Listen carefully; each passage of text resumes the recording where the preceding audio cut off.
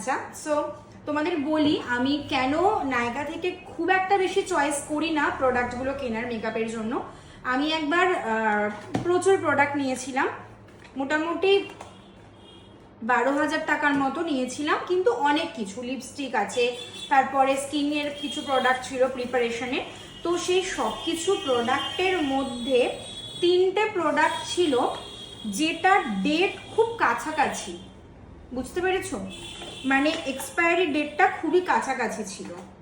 এবার সেটা আমি চেক করে নিয়ে নিই, প্রোডাক্টটা আসার পরে আমি খেয়াল করলাম, তখন সেটাকে আমি অনেকবার চেঞ্জ করার চেষ্টা করেছি, কারণ ওই 12,000 টাকার মধ্যে ওই 3টে প্রোডাক্টই সব থেকে বেশি কস্টিং ছিল। 3টে প্রোডাক্টের দাম 7,000 টাকা। তো সেই প্রোডাক্টটা আমি কি বলবো, মানে 2 মাস পরে এক্সপায়ারি ডেট, আর ওইটা ছিল উইন্টারের টাইমে প্রোডাক্ট, আমি নিয়েছিলাম সেটা সামারে। সো কি হলো, সেই প্রোডাক্টটা আমি ইউজ করতে পারিনি। তো আমি দেখলাম যে সবার জন্য সব কিছু নয়, অফার থাকলে আমি হুড়হাড় করে নিয়ে নেবো না। তো সেই জন্য সেই থেকে আমি বন্ধ করেছি, বা খুব নিলেও খুবই কম, যে আমার এই মুহূর্তে দরকার, আমি যেতে পারছি না স্টোরে, তখন আমি নিই।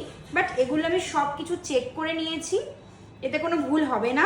আর এগুলো তো মানে 1 মাস 2 মাসেই শেষ হয়ে যাবে, সেই জন্য জাস্ট ছোট্ট করে এই কটা করে, বাবারে ছোট্ট করে এই কটা আমি কিনেছি, দেখে নাও। এইটা তার মধ্যে আমার গিফট এসেছে, আর প্লামের গ্লাস আইসি ডুও।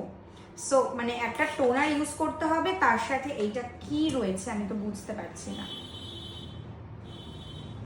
তোমরা কি কেউ জানো যে এই প্রোডাক্টটা কি? তোমরা কি কেউ এটা ইউজ করো? যদি এটা ইউজ করো, যদি জানো ভালো বা খারাপ আমাকে জানিও, নইলে আমি ঘেটে ঘুটে ইউজ করে তোমাদের বলে দেবো যে এটা কেমন।